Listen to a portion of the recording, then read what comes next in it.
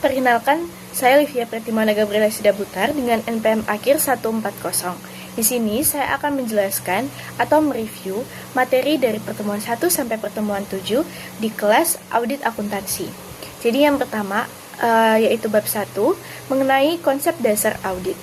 Jadi, auditing itu dapat didefinisikan sebagai proses sistematis untuk menghimpun dan juga mengevaluasi bukti secara objektif mengenai asersi tentang tindakan dan peristiwa ekonomi dengan tujuan untuk memastikan tingkat kesesuaian antara asersi tersebut dengan kriteria yang telah ditetapkan serta dapat mengkomunikasikan hasilnya kepada pengguna yang berkepentingan. Nah, inti dari definisi ini terletak pada akumulasi dan juga evaluasi bukti yang dilakukan oleh individu yang kompeten dan juga independen. Nah, tanpa kompetensi, bukti tidak dapat diinterpretasikan dengan benar. Tanpa independensi, hasil dari evaluasi yang sudah dilakukan tersebut tidak akan memiliki kredibilitas di mata pihak ketiga atau pihak-pihak yang berkepentingan. Nah, selanjutnya adalah informasi penting mengenai perbedaan antara auditing dan juga akuntansi. Jadi, penting untuk membedakan perbedaan antara fungsi akuntansi dan juga fungsi auditing. Jadi, akuntansi itu adalah proses pencatatan, pengklasifikasian, dan juga pengiktisaran peristiwa ekonomi secara logis dengan tujuan menyediakan informasi keuangan untuk pengambilan keputusan. Sebaliknya, auditing itu lebih berfokus pada penentuan apakah informasi yang sudah dicatat secara akurat tersebut merefleksikan peristiwa ekonomi yang benar-benar terjadi selama periode akuntansi. Jadi, auditor itu harus memiliki keahlian yang melampaui akuntan, terutama dalam hal pengumpulan data dan juga interpretasi bukti audit untuk memverifikasi kebenaran informasi tersebut. Selanjutnya adalah risiko informasi dan permintaan ekonomi terhadap auditing. Jadi, kebutuhan akan audit itu muncul karena adanya suatu risiko informasi, yaitu risiko bahwa informasi yang digunakan untuk mengambil keputusan bisnis ternyata tidak akurat.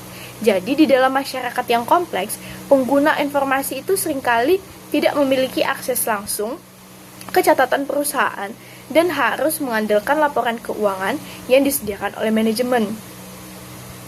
Nah, risiko informasi ini diperburuk oleh beberapa faktor fundamental. Jadi, untuk faktor risiko informasi yang pertama, yaitu jauhnya informasi, sehingga dampaknya pengambil keputusan itu hampir tidak pernah memiliki pengetahuan tangan pertama tentang operasi entitas atau perusahaan, sehingga mereka harus mengandalkan informasi yang disediakan oleh orang lain. Faktor risiko informasi yang kedua adalah adanya bias dan motif penyedia, sehingga dampaknya itu terjadi pada kepentingan penyedia. Jadi jika tujuan penyedia informasi berbeda dengan tujuan pengambil keputusan, maka informasi tersebut mungkin sengaja dibuat miring atau tidak benar untuk kepentingan pribadi penyedia. Yang selanjutnya, faktor resiko informasi yang selanjutnya adalah volume data yang besar. Jadi dampaknya itu kan perusahaan besar dapat memproses jutaan transaksi setiap tahun, sehingga ini itu meningkatkan probabilitas kesalahan yang tidak disengaja di dalam pencatatan. Dan faktor yang terakhir adalah transaksi pertukaran yang kompleks. Karena standar akuntansi itu sudah menjadi semakin rumit, terutama di dalam hal instrumen keuangan dan juga pengakuan pendapatan, maka sulit bagi manajemen untuk melaporkannya dengan benar tanpa bantuan ahli. Nah, untuk mengurangi risiko informasi tersebut, masyarakat itu telah mengembangkan 3 metode utama. Yang pertama adalah verifikasi informasi oleh pengguna sendiri. Yang kedua adalah berbagi risiko informasi dengan manajemen. Dan yang ketiga adalah penyediaan laporan keuangan yang telah diaudit. Nah, metode terakhir yaitu penyediaan laporan keuangan yang telah diaudit merupakan metode yang dianggap paling efisien secara ekonomi karena biaya audit itu dibagi di antara banyak pengguna dibandingkan setiap pengguna harus melakukan verifikasi mandiri atau secara langsung ke perusahaan yang ingin diaudit Jadi biayanya itu lebih mahal dan juga tidak efisien bagi penggunanya. Selanjutnya adalah klasifikasi audit dan juga tipe-tipe auditor. Jadi, profesi auditing itu tidak terbatas pada pemeriksaan laporan keuangan tahunan. Secara garis besar, audit itu dapat diklasifikasikan ke dalam 3 kategori utama yang masing-masing itu memiliki tujuan dan juga metodologi yang berbeda. Yang pertama adalah audit operasional. Jadi audit operasional ini adalah evaluasi terhadap efisiensi dan juga efektivitas bagian manapun dari prosedur dan juga metode operasi organisasi. Hasil akhir dari audit ini biasanya berupa rekomendasi kepada manajemen untuk perbaikan operasi, sehingga audit operasional ini menjadikannya lebih mirip dengan konsultasi manajemen. Yang kedua adalah audit kepatuhan. Jadi ini adalah penentuan apakah pihak yang diaudit itu sudah mengikuti prosedur, aturan, atau regulasi tertentu yang sudah ditetapkan oleh otoritas yang lebih tinggi, atau contohnya adalah pemerintah.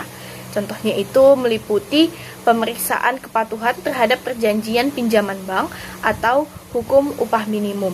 Jadi melalui audit kepatuhan ini, maka dicek apakah perusahaan tersebut sudah patuh terhadap perjanjian pinjaman bank atau sudah patuh terhadap peraturan tentang upah minimum yang harus dibayarkan terhadap karyawan perusahaannya.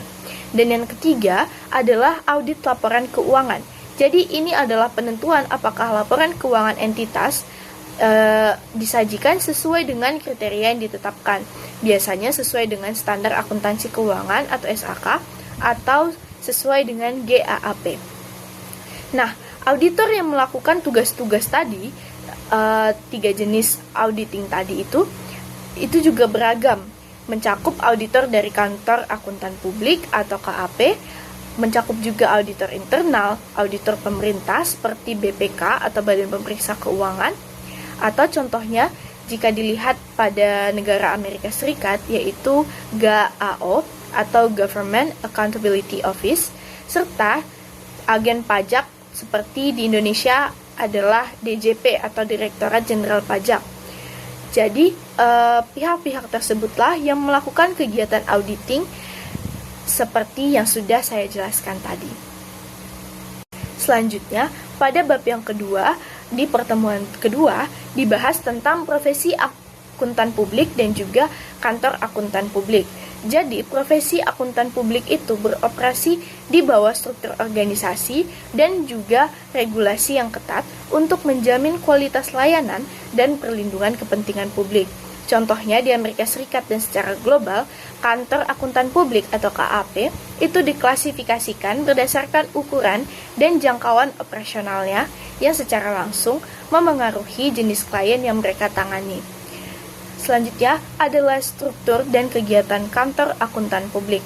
Jadi KAP itu memiliki hak hukum untuk melakukan audit yang diberikan oleh negara.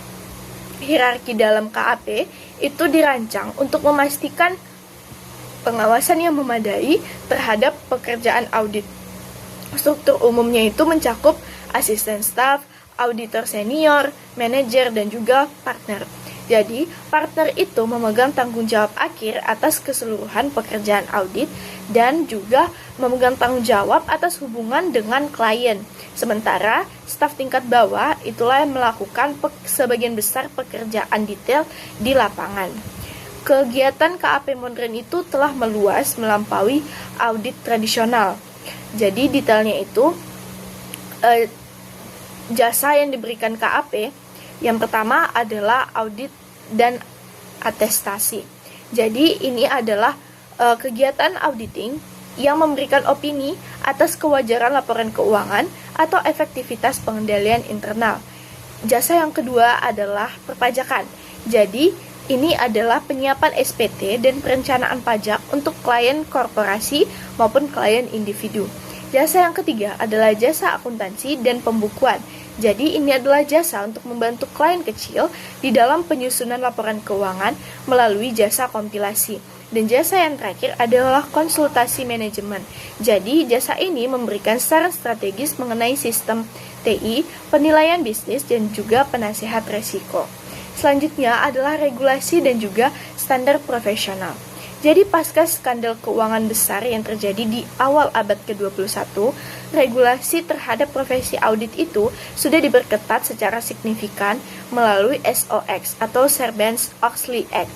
Jadi undang-undang SOX ini sudah menciptakan Public Company Accounting Oversight Board atau PCAOB untuk mengawasi auditor perusahaan publik. Jadi PCAOB ini menetapkan standar auditing, atestasi, dan juga menetapkan pengendalian mutu bagi audit perusahaan publik serta melakukan inspeksi berkala terhadap KAP yang terdaftar. Selain PCAOB, lembaga lain yang memiliki pengaruh besar adalah yang pertama itu Securities and Exchange Commission atau SEC. Jadi ini adalah agen pemerintah yang memastikan investor memiliki informasi yang andal. Jadi SEC itu memiliki wewenang untuk menetapkan standar pelaporan dan memberikan sanksi kepada auditor yang tidak memenuhi kualifikasi. Yang kedua adalah American Institute of Certified Public Accountants atau AICPA. Jadi ini adalah organisasi profesional nasional yang menetapkan standar auditing untuk entitas non-publik melalui Auditing Standards Board, serta menetapkan aturan perilaku profesional melalui kode etik. Dan yang ketiga adalah International Auditing and Assurance Standards Board atau IAASB. Jadi ini adalah badan internasional yang menerbitkan International Standards of Auditing atau ISA yang menjadi basis harmonisasi standar auditing di banyak negara, termasuk juga di Indonesia dan Amerika Serikat. Nah, standar-standar auditing tersebut memberikan kerangka kerja bagi para auditor untuk memenuhi dua objektif utama yang diperlukan, yaitu memperoleh keyakinan memadai bahwa laporan keuangan bebas dari salah saji material, serta yang kedua adalah melaporkan temuan tersebut sesuai dengan standar yang berlaku. Jadi, auditor harus memenuhi dua objektif utama tersebut. Di sini bab 3 yaitu jenis audit dan laporannya. Laporan audit itu merupakan tapakhir dari seluruh proses audit dan berfungsi sebagai instrumen komunikasi utama antara auditor dan pengguna laporan keuangan. Laporan ini memberikan kredibilitas pada laporan keuangan yang disusun oleh manajemen. Nah, di sini ada laporan audit standar tanpa modifikasi. Untuk entitas non-publik, standar ini mengharuskan laporan audit yang seragam untuk menghindari kebingungan di kalangan pengguna. Laporan audit standar tanpa modifikasi terdiri dari 5 bagian utama. Yang pertama, judul laporan. Yang kedua ada alamat laporan, ketiga paragraf opini, keempat dasar opini, dan yang terakhir itu tanggung jawab manajemen. Perkenalkan, nama saya Theolina Angelika Aritonang dengan NPM terakhir 188. Jadi di sini saya akan membahas terkait materi dari bab 5 yang berjudul kewajiban hukum auditor. Jadi auditor beroperasi dalam lingkungan hukum yang sangat menantang, di mana mereka sering menjadi target tuntutan hukum ketika sebuah perusahaan mengalami kegagalan bisnis. Memahami batasan tanggung jawab hukum sangat penting bagi keberlangsungan profesi ini. Selain itu, terdapat perbedaan antara kegagalan bisnis, kegagalan audit, dan resiko audit. Sering terjadi kesalahpahaman di kalangan pengguna laporan keuangan mengenai apa yang sebenarnya dijamin oleh seorang auditor. Maka di kerangka ini, hukum membedakan 3 konsep secara tegas. Yang mana yang pertama ada kegagalan bisnis. Ini terjadi ketika perusahaan tidak mampu membayar utangnya atau memenuhi ekspektasi investor karena kondisi ekonomi atau keputusan manajemen yang buruk. Ini bukan merupakan tanggung jawab dari seorang auditor. Lalu yang kedua ada kegagalan audit, yang terjadi ketika auditor mengeluarkan opini audit yang salah karena gagal mematuhi standar auditing atau GAAS. Jadi auditor dapat dituntut jika mereka lalai dalam mendeteksi salah saji material yang seharusnya dapat ditemukan oleh auditor yang kompeten. Lalu yang terakhir adalah risiko audit, di mana kemungkinan bahwa auditor menyimpulkan laporan keuangan yang disajikan secara wajar, padahal terdapat salah saji material meskipun audit telah dilaksanakan dengan benar. Risiko ini tidak dapat dihindari karena audit menggunakan teknik pengujian sampel atau tes basis. Lalu yang selanjutnya adalah tanggung jawab hukum menurut common law dan statutory law. Jadi kewajiban hukum auditor dibagi menjadi beberapa kategori berdasarkan kepada siapa kewajiban tersebut ditujukan dan sumber hukumnya. Yang pertama ada liabilitas kepada klien. Berdasarkan hukum umum, seorang auditor bertanggung jawab untuk memenuhi kontrak dengan klien dan melakukan tugasnya dengan kehati-hatian yang wajar. Selain itu, pelanggaran dapat berupa kelalaian atau wan prestasi kontrak. Lalu yang kedua ada liabilitas kepada pihak ketiga. Jadi seorang auditor memiliki kewajiban kepada pihak ketiga yang bergantung pada laporan tersebut. Doktrin Ultramarse membatasi liabilitas hanya kepada pihak yang memiliki hubungan kontrak. Namun banyak yurisdiksi yang telah memperluasnya ke pengguna yang dapat terprediksi. Lalu ada liabilitas sipil yang diatur oleh undang-undang federal seperti Securities Act of 1930 mengenai pendaftaran sekuritas baru dan mengenai pelaporan rutin, di mana beban pembuktian di bawah Undang-Undang 1933 sangat berat bagi auditor, di mana penggugat hanya perlu membuktikan kerugian tanpa harus membuktikan kelalaian auditor. Lalu yang terakhir adalah liabilitas kriminal. Jadi di dalam kasus ekstrim di mana auditor memiliki niat untuk menipu, mereka dapat menghadapi tuntutan pidana. Kasus United States Anderson terkait kehancuran Enron adalah contoh nyata di mana firma audit menghadapi kehancuran akibat tuntutan kriminal. Lalu yang selanjutnya saya akan membahas terkait materi dari bab 6 yang berjudul Tujuan dan Tanggung Jawab Audit. Jadi keberhasilan sebuah audit sangat bergantung pada pemahaman yang jelas mengenai pembagian tanggung jawab antara manajemen dan auditor, serta penetapan tujuan audit yang spesifik berdasarkan asersi manajemen. Jadi di sini terdapat tanggung jawab manajemen versus auditor. Jadi manajemen memiliki tanggung jawab utama untuk mengadopsi kebijakan akuntansi yang sehat, menyelenggarakan pengendalian internal yang memadai, dan membuat representasi yang wajar dalam laporan keuangan. Karena manajemen mengelola operasi harian, mereka memiliki pengetahuan yang jauh lebih mendalam tentang data perusahaan dibandingkan seorang auditor. CEO dan CFO perusahaan publik bahkan diwajibkan oleh SOX untuk mensertifikasi bahwa laporan keuangan telah mematuhi aturan dan menyajikan kondisi keuangan secara wajar. Sebaliknya, tanggung jawab dari seorang auditor adalah untuk memperoleh keyakinan memadai bahwa laporan keuangan secara keseluruhan bebas dari salah saji material, baik yang disebabkan oleh kecurangan maupun kesalahan. Jadi, auditor itu tidak bertanggung jawab untuk mendeteksi semua salah saji, terutama yang tidak material atau kecurangan yang disembunyikan dengan kolusi yang sangat canggih. Selanjutnya adalah asersi manajemen dan pembagian tujuan audit. Auditor menggunakan asersi manajemen sebagai kerangka kerja untuk menghimpun bukti. Menurut standar PCAOB, asersi manajemen dikategorikan menjadi 4. Yang pertama ada eksistensi atau keterjadian, yang dimana aset atau liabilitas benar-benar ada pada tanggal tertentu dan transaksi benar-benar terjadi. Lalu yang kedua ada kelengkapan, di mana semua transaksi dan akun yang seharusnya ada dalam laporan telah dimasukkan.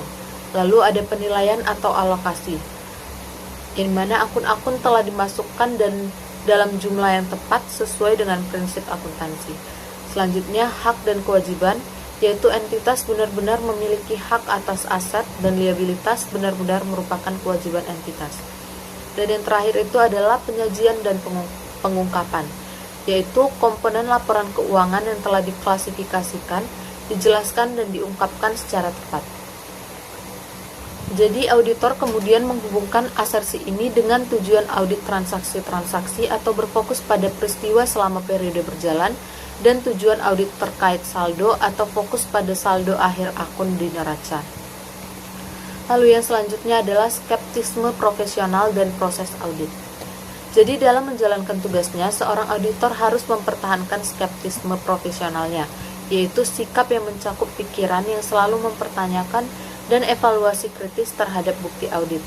Sikap ini krusial untuk mendeteksi irregularities atau seperti dalam kasus Lukim Coffee, di mana manajemen melakukan fabrikasi angka penjualan yang sangat besar.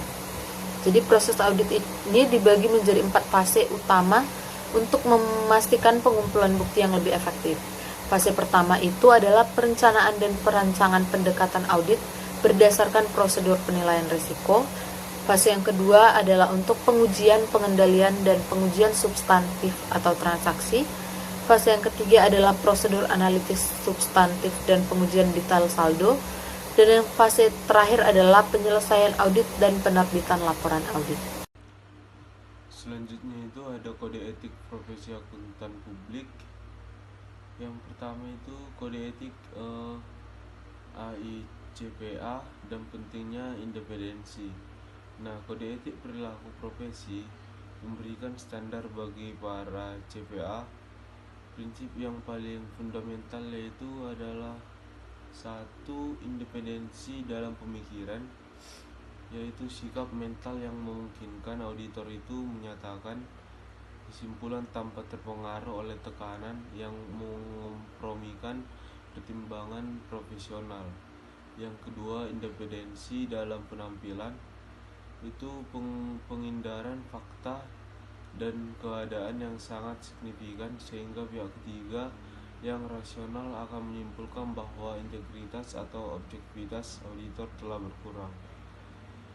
Selanjutnya di sini ada kode etik profesi akuntan publik 2021 di Indonesia. Institut Akuntan Publik Indonesia menerbitkan KEPAP 2021 yang telah diharmonisasikan dengan standar internasional. Kode etik ini menetapkan 5 prinsip dasar etika profesi yang wajib dipatuhi oleh semua anggota.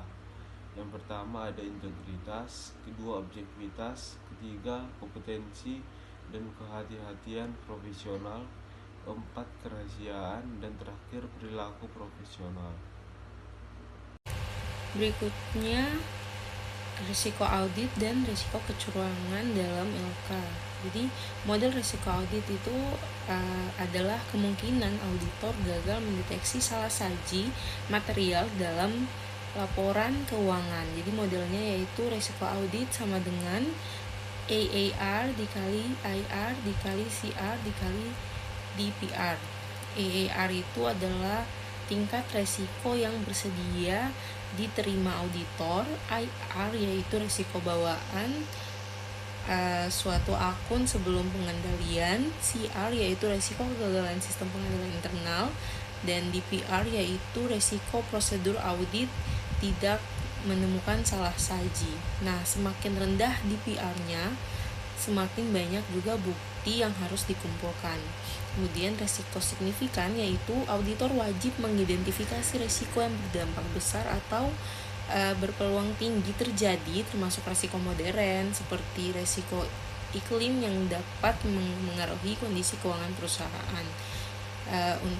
Kemudian risiko kecurangan atau Fried Triangle yaitu kecurangan terjadi karena tingkat faktor utama. Yang pertama tekanan atau target masalah keuangan, yang kedua kesempatan atau yaitu kontrol lemah, penyalahgunaan wewenang, yang ketiga rasionalisasi yaitu pembenaran tingkat curang, dan yang keempat auditor selalu mengasumsikan adanya risiko kecurangan pada pengakuan pendapatan.